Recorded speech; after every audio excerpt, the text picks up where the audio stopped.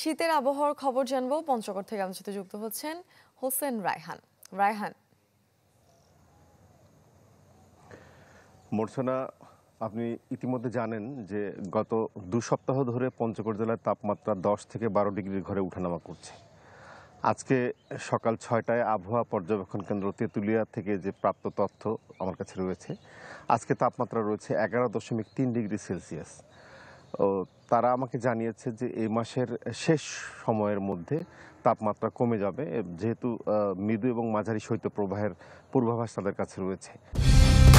Colour expert, George sap এবং mild on hands technology সমৃদ্ধ Orix crystal wash আপনার laundry expert.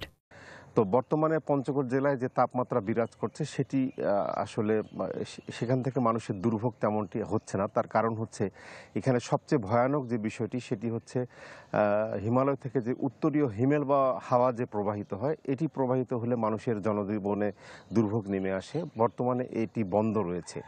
আর সুখের বিষয় হচ্ছে যে মাঝরাত থেকে ভোর রাত পর্যন্ত তাপমাত্রা কমলেও সকাল থেকে কিন্তু সূর্যের আলো দেখা যাচ্ছে, যার ফলে সাধারণ যে কর্মজীবী মানুষ তাদের কিন্তু দুর্ভোগ নেই এবং স্বাভাবিকভাবে মানুষ তাদের গৃহস্থালী কাজকর্ম চালাচ্ছে, সব কিছুই স্বাভাবিক রয়েছে।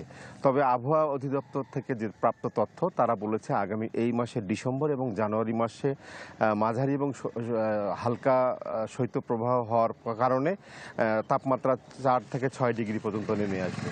এদিকে এই দুর্ভোগের কারণে বিভিন্ন জায়গা থেকে হাসপাতালগুলোতে শিশু এবং বয়স্ক মানুষরা শীতজনিত রোগে আক্রান্ত হয়ে হাসপাতালগুলোতে আসছে, তাদের চিকিৎসা অব্যাহত রয়েছে।